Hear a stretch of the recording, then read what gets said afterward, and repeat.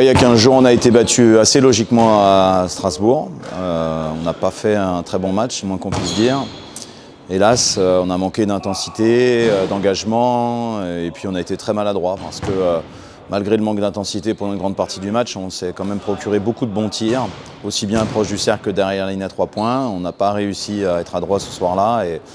Donc la défaite est logique, c'est dommage, mais c'est comme ça. Maintenant, il faut se tourner vers la suite et la dernière ligne droite du championnat. Bon, déjà, on a eu une pause de 2 semaines après le match de Strasbourg, ce qui est à la fois bien pour travailler, mais bon, pour le rythme, on peut dire que c'est quand même pas simple. Et là, maintenant, on va aller sur les 9 derniers matchs sans qu'il y ait de stop. On peut estimer avec 11 victoires que l'objectif initial qui est de maintenir le club en Betclic Elite et que le club puisse jouer une 3e saison en Betclic, on peut estimer que cet objectif-là est atteint et donc il faut aller chercher plus haut. Aujourd'hui on est sur la 7e place qui est qualificative pour le play-in. Ce serait vraiment intéressant de pouvoir jouer cette nouvelle phase de championnat qui aura lieu après la saison régulière.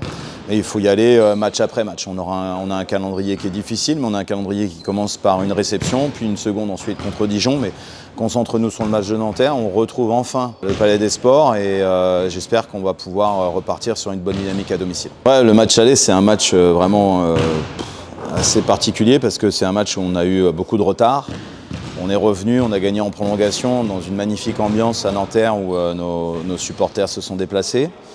Là, déjà, la première chose, c'est que Nanterre va être en rythme parce qu'eux, ils sont toujours qualifiés. Ils font un super parcours de BCL. Donc, ils ont passé le premier tour et là, ils sont encore en lice pour se qualifier pour les quarts de finale. Ils ont battu Murcia, qui est une bonne équipe espagnole mardi. C'est un bel exploit.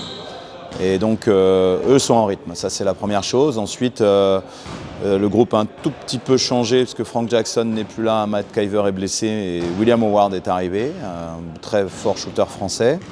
Donc voilà, c'est une équipe qui a du talent individuel, collectif, qui joue bien ensemble, qui est capable de faire beaucoup de choses défensivement, qui a réalisé quand même des résultats un peu inconstants certes, mais avec aussi de grosses perfs. Récemment, donc voilà, il faut être prêt à défendre avec intensité, dureté contre les shooters et aussi dans un secteur intérieur qui est très talentueux en attaque, mobile, très impactant proche du cercle, capable de s'écarter également, donc ça ce sera un des gros sujets pour demain, mais voilà, à nous déjà de donner le meilleur de nous-mêmes pour espérer l'emporter.